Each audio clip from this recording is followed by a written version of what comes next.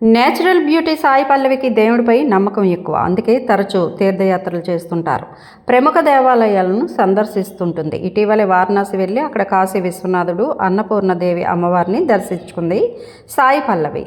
తాజాగా new year వేళ శ్రీ సత్యసాయి జిల్లాలోని పుట్టపర్తి సాయిబాబాను దర్శించుకుంది. హీరోయిన్గా కాకుండా సామాన్యురాలుగా భక్తుల్లో కలిసిపోయి ధ్యానం, భజనలు చేసింది. కొత్త సంవత్సరం పురస్కరించుకొని పుట్టపర్తి సాయిబాబా వారి ప్రశాంతి నిలయంలో ప్రత్యేక ఆధ్యాత్మిక కార్యక్రమాలు ఏర్పాటు చేశారు. ఈ క్రమంలోని సాయి పల్లవి కూడా అందరి మధ్య కూర్చొని భజనలు చేసింది. ఇందుకు సంబంధించిన వీడియో ఇప్పుడు సామాజిక మాధ్యమాల్లో తెగ వైరల్ అవుతుంది. సాయి పల్లవి సింప్లిసిటీ చూసి అభిమానులు, నెటిజన్లు ఫిదా అవుతున్నారు.